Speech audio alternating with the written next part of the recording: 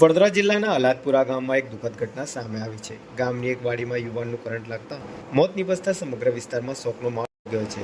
પ્રાથમિક માહિતી મુજબ ભૂપેન્દ્ર પટેલની માલિકીની વાડીમાં ઝટકા મશીનની લાઇનના સંપર્કમાં આવતા યુવાનને કરંટ લાગ્યો હતો। પરિવારજનોએ આક્ષેપ કર્યો છે કે ઝટકા મશીન માટે 3 ફેઝ વીજ લાઇનનો ઉપયોગ કરવામાં આવતો હોવાથી કરંટનો ઝટકો જીવલેણ સાબિત થયો હતો। સવારે ખેતરે ગયેલા ખેડૂતોને વાડીમાં યુવાનનો મૃતદેહ દેખાતા ઘટનાની જાણ થઈ હતી। ત્યારબાદ પરિવારજનો અને ગ્રામજનો મોટી સંખ્યામાં સ્થળ પર દોડી આવ્યા હતા। અચાનક બનેલી ઘટનાથી ગામમાં ગમગીનીનો માહોલ જોવા મળ્યો હતો।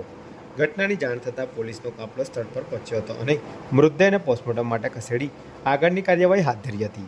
પરિવારજનોએ સમગ્ર મામલે યોગ્ય અને નિષ્પક્ષ તપાસ કરી જવાબદારો સામે કડક કાર્યવાહી કરવાની માંગ ઉઠાવી છે। પોલીસે હાલ અકસ્માત કે બેદરકારીના કારણે મોત થયું છે તે દિશામાં તપાસ શરૂ કરી છે। પોસ્ટમોર્ટમ રિપોર્ટ અને અન્ય પુરાવાના આધારે આગળની કાયદેસરની કાર્યવાહી હાથ ધરવામાં આવશે।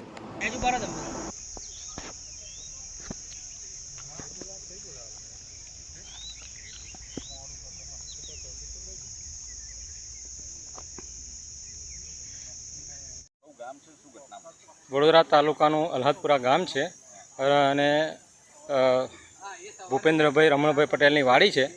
એની અંદર અમારો એક ભાણો જે ઝાટકા મશીનની તારની લાઈન હતી ને તેના પર અટકીને મૃત્યુ પામેલો છે।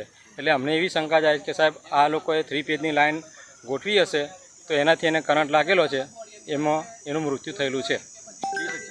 સવારમાં અહીંયાથી બધા ખેતરમાં બધા જવાવાળા હોય ને બધા ઘણા બધા સાહેબ, તો એ લોકોએ વાત કરી કે ભાઈ અહીં ઘડી એક વ્યક્તિ પડેલો છે અને એ લોકોએ જાણ કરી બધાએ ઘેર તો અમને તો એવી માંગ છે કે ભાઈ આની કાયદેસર કાર્યવાહી કરવામાં આવે।